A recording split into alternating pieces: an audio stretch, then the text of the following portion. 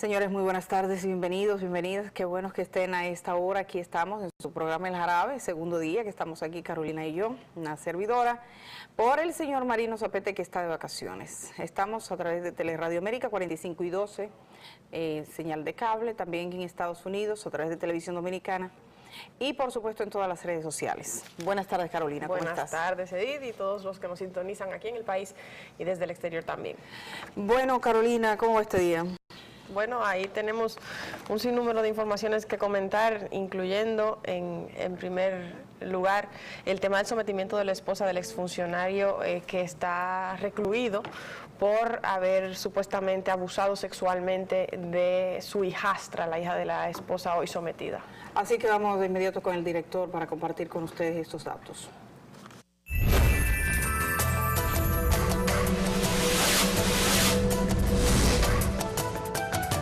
La verdad que este tipo de casos es de lo que representa una disyuntiva para uno cuando lo aborda de manera pública. Sí. El tema de los menores de edad y de las menores de edad expuestos ante la opinión pública después de ser violados es de las cosas más delicadas que hay. ¿Cómo usted hace para que ese menor o esa menor no esté revictimizado? Sabemos que la violación tiene consecuencias sobre la vida de la gente, además del dolor físico, el ser que crea el tema de la violación íntimo de la persona agredida en su cuerpo, violentada, del abuso que eso implica. Una vez se va a los tribunales de la justicia, todos son los niños y niñas, y sobre todo adolescentes que han vivido este proceso, les resulta muy difícil, e incluso las mujeres, el tipo de preguntas que se hacen, tener que lidiar con extraños, hablar con otras personas, repetir una y otra vez el episodio de la violación, cómo fue que te lo hizo, cuándo fue que te lo hizo, cómo fue, qué pasó, qué tú hiciste, dónde estaba, cómo vestías, cuando caminaste, qué tú hiciste después. Ese recordar una y otra vez por preguntas que le hacen. Por eso el sistema judicial provee lo que se llama una cámara de consejo, que es donde llevan a los menores o a las menores para que no sean abordadas por fiscales o policías o personal que no tiene el entrenamiento. Sino por un personal técnico entrenado en psicología clínica y forense para abordar este tipo de casos, sí, que lo maneja de una manera técnicamente más apropiada. Efectivamente, entonces este tipo, y uno lo ve aquí, por ejemplo, incluso yo he visto que niñas o niños que han sido abusados, hasta lo entrevistan en televisión, totalmente irregular, o sea, la ley lo prohíbe y se lo prohíbe hacer incluso los jueces, pero de alguna manera hay un relajamiento tal con todo lo que tiene que ver con menores que para uno es difícil abordarlo sin lesionar aún más. Pero también uno no se puede hacer el estúpido porque la gente está mirando, o sea, ¿en qué sentido? Tú dices, voy a respetar la ley, no hablo absolutamente de eso, pero está ahí, está en todos los medios, hoy el nombre de ese hombre y su cara está. Donny Santana, todo el mundo lo sabe, su esposa está, ahí está su fotografía, entonces los compañeros de la hija, el colegio y todo el mundo sabe qué fue lo que pasó. Pero bueno, nosotros vamos a limitar lo más posible, aunque tenemos acceso a mucha documentación, no es necesario, ni es útil, ni le va a ayudar a ninguno de ustedes a decidir nada, tampoco. Ni es justo compartir todos los detalles. El detalle fundamental es aquel que pueda servir de lección para los demás. Porque todas las experiencias que viven otros, uno dice, pero mira, esto ya, todo lo que le pasa a uno, a alguien le pasó antes. Porque el mundo es tan viejo, dando vueltas con gente, y hay tantos millones de seres humanos, que nada se está inventando en nosotros. Y tristemente a alguien le pasará después, que es precisamente el propósito de unas informaciones como esta, ¿no? Efectivamente, entonces para alertarles, miren, a mí de este tristísimo episodio hay varias cosas que me llaman la atención. La primera, la actuación de los colegios. Actuaron con responsabilidad. Un primer colegio se percató de que la niña estaba siendo abusada sexualmente, llamó a la madre y le avisó. La madre trasladó a la niña, la sacó incluso del país y posteriormente le buscó otro colegio. Un segundo colegio se dio cuenta, llamó a la madre y le dio un plazo de 24 horas para querellarse. Hasta aquí todo bien. Probablemente sería importante que el sistema de educación de República Dominicana haga que un colegio, además de alertar a la familia, alerte a las autoridades, como se hace en los hospitales infantiles.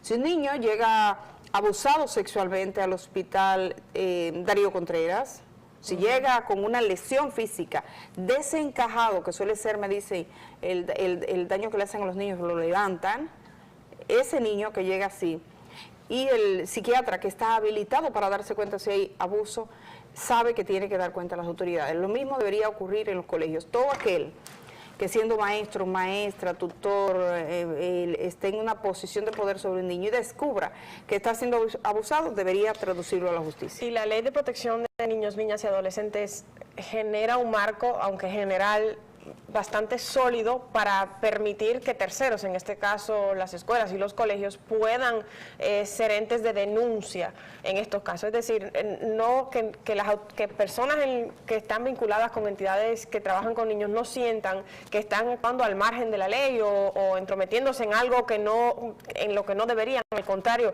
la ley lo promueve, lo propone y, bueno, naturalmente la vida del niño y la sociedad se lo va a agradecer, ¿no? Efectivamente, entonces, pero no deja de tener para los profesionales ser un desafío para los colegios y para los maestros. He sabido que algunos de estos han sido intimidados de que van a ser demandados.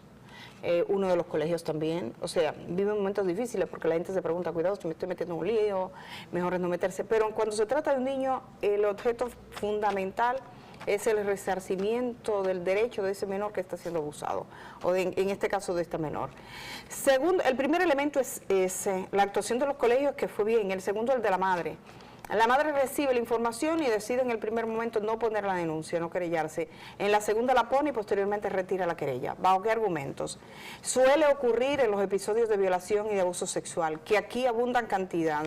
Las madres dicen, si voy a la justicia pongo en riesgo a mi familia, pasamos la vergüenza. Suele haber todo un episodio que también está analizado y está estudiado. Yo tomaba una charla con una psicóloga especializada en estos temas, Rafaela Burgos, y ella lo describía muy bien. Lo que hacen, hay madres que necesita que sea el terapeuta que le exponga con toda su rudeza lo que ha ocurrido. Ok, ¿usted no quiere entender lo que ocurrió? Venga, vea, esto fue lo que pasó. Y a esa, lo que no pueden hacer con el público que no tiene, a la mamá, tienen que llevarla a un estado de confrontación violento casi con lo que ha ocurrido, para que ella entienda la violencia que vivió su hija o su hijo. Necesariamente, hay terapeutas que lo aplican de ese modo. Llega un momento en que hay una negación tal de ciertas personas que esto es así. Ahora, una cosa es la negación en términos psicológicos, que la mamá diga, bueno, yo me cierro, estoy en estado de negación para mantener su matrimonio o para mantener su estatus. Otro es lo que eso significa ante la ley. La ley no tiene que ver con eso de los sentimientos. La ley es, usted cumplió o no cumplió, usted cometió un delito. Y es lo que le ha pasado a esta señora. Según el Ministerio Público, esta señora ha cometido un delito que la ha convertido en cómplice. Claro, encubrimiento. El encubrimiento, que yo creo que el encubrimiento no está tan claro, sino cómplice, ¿verdad? Lo que yo vi en la acusación. Claro, porque es el mismo, solo encubrirlo en sí ya es una actividad de complicidad. Yeah. Entonces, eso puede ser por un lado, pero también algo que pasa en situaciones como esta es que, y hablando un poco lo que hablabas de la terapeuta, ¿qué va a pasar con esa niña que además del trauma del abuso procedente del padrastro, tiene el abandono en la atención de la madre, que será algo que también, o sea, la defensa, ¿no? A lo que también habrá que atender para volver a reponer la integridad psicológica de la niña? Por supuesto, un caso demasiado expuesto, demasiado triste para ella, demasiado expuesto, y se supone que deben de buscar los mecanismos para que sea protegida, porque la cosa es los sentimientos de culpa. Y decir, y sobre todo en el ámbito familiar, y esto es por cada familia que le está ocurriendo, la culpa no es de la víctima es la víctima. La víctima es la víctima. Lo que aquí nunca debió pasar es eso. Y el cuarto elemento por lo que este tema ha estado, digamos, ante la opinión pública y por lo que sigue siendo un modelo, es por lo que pasó alrededor de este hombre. Este hombre es un funcionario, era un funcionario del Estado Dominicano, cercano al presidente de la República, y aquí eso es una profesión casi. Es más importante que un ministro demostrar que eres cercano. Entonces, este ciudadano estuvo durante un buen tiempo siendo investigado y, bueno, a juzgar por las palabras que ha dicho la magistrada Jenny Berenice Reynoso, yo no dudo que hubiesen presiones, porque aunque los demás no lo admitieron, los que le tenían antes la investigación, que fue transferida por una denuncia a la Fiscalía del Distrito, la Fiscalía dijo, el que venga aquí que sepa que va a ser sometido a la justicia. Todo el que venga a defender a este señor, nosotros tenemos pruebas irrefutables de que esto ha ocurrido así. Entonces, tú sabes que en el accionar político todos los días hay gente que está protegiendo delincuentes, pero como que aquí se partieron las aguas. Sí, como que aquí no. Sí, es un exceso ya, y además con el tema de la influencia, el intentar influir en decisiones del sector justicia por parte de la política es una actividad sancionada por la ley, es decir, y además en la Fiscalía del Distrito, que sabemos que su titular es perfectamente capaz de aplicarle esas sanciones a quien quiera interceder con la toma de decisiones en un caso tan horrendo como este.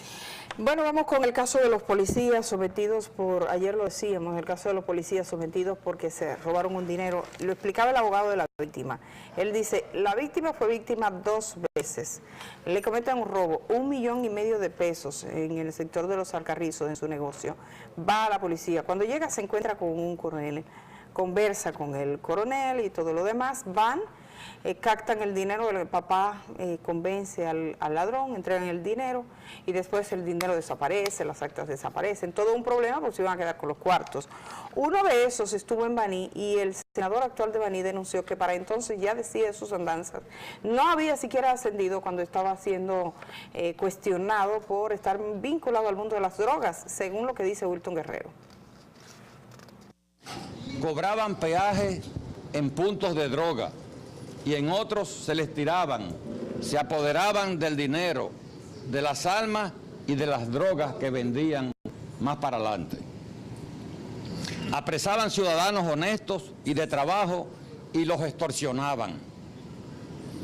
Responsabilicé de estas fechorías directamente al entonces mayor Gálvez y a la generala Campuzano por omisión. Que la ciudadanía esté pendiente, la prensa esté pendiente, para que ese padrino que él tiene no vuelva de nuevo a tirarle un manto de impunidad. Senador, y que también se ha investigado el jefe de él en la zona, el coronel Polinario.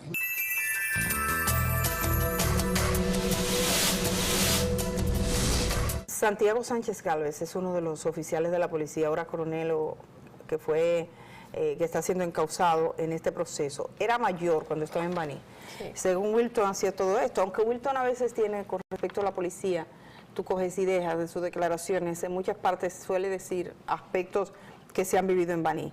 Debo decir que otro de los imputados, el coronel Francisco Radamés Vargas Ureña, es el encargado del DICRIN en Santo Domingo Oeste. DICRIN es la Dirección General de Investigaciones Criminales de la Policía, que bregan con todo lo que es robo, homicidio, todo lo que es penal. Imagínense ustedes en manos de quién estaba el tambor ahí. Pasamos a otro caso, no sé si tienes algo que comentar sobre esos policías, que es el mismo tema de la policía de siempre. Sí, la policía de siempre, y a eso que dice Wilton, el tema de el padrino que encubre. De nuevo, lo mismo que hablábamos con el caso anterior de los políticos o personas con poder involucrados en la labor de tratar de encubrir ciertos ilícitos penales. De nuevo, en este caso de la policía, y mira cómo también hablábamos de eso en la Fiscalía del Distrito. Y no es un padrino mágico, es un padrino político, siempre. Vámonos con el hombre que hirió a otro por pedirle que bajara la música. Eso fue en La Vega. El herido es un oficial, un sargento de la policía. Veamos el momento de su arresto. A los distinguidos miembros de la prensa, nuestra Policía Nacional informa que fue apresado en esta ciudad de La Vega el nombrado Flavio Pantroy Isiano Hernández, alias Tito, residente en San Francisco de Macorís. A este se le imputa el hecho de haber ocasionado varios impactos de bala al sargento mayor de la policía retirado, el señor Pablo Hernández, de 58 años de edad. El prevenido fue apresado ante una orden judicial número 1458-2018. Se recuerda que el hecho ocurrió el pasado día 11 de junio del año en curso, cuando la víctima se encontraba en su residencia ubicada en el sector Camboya de esta ciudad de La Vega. El prevenido se encontraba ingiriendo bebidas alcohólicas, escuchando música, por lo que la víctima salió para decirle a este joven que bajara el volumen, y este presuntamente, sin mediar palabras, le emprendió a tiros. En el lugar del hecho se colectaron 8 casquillos y también se colectó un proyectil mutilado calibre 9 milímetros. También cabe resaltar que miembros del DICRIN hicieron varios allanamientos en el sector de Los Robles de esta ciudad en busca del nombrado Flavio Pantroy Isiano, alias escrito. Este joven ya se entregó vía sus abogados por las investigaciones que el mismo Radiclin ha realizado para que éste se entregase. Ya en las próximas horas este elemento será enviado al Ministerio Público para fines de ley correspondientes. Es la misma historia, hirió de gravedad a una persona porque le pidió bajar la música. La misma historia de convivencia, lo que pasó con el taller vecino, con el ruido, lo que pasó en Gascue, que no fue necesariamente una cuestión de un vehículo, de un parqueo, sino que había un hostigamiento por parte de quien asesinó, pero son de esas cosas que tú no comprendes que pase. Creo que tienen una fotografía del padre Rogelio Cruz, tenemos una fotografía del padre Rogelio, porque en el día de ayer, anoche se confirmó ya definitivamente que la Orden Salesiana ha expulsado al sacerdote Rogelio Cruz de su congregación. Creo que habían pocas condiciones para la permanencia de Rogelio Cruz, incluso hasta para él, con los cuestionamientos que él había formulado sobre lo que era en sí misma ya la congregación. O sea, llega un momento en que en un lugar donde pasa lo que él contaba que pasaba ahí, tú te preguntas, ¿y qué hago yo aquí? O sea, realmente no se le veía objeto. El padre Rogelio ha dicho que apelará, se queda como sacerdote, obviamente lo de los votos sacerdotales es otra cosa.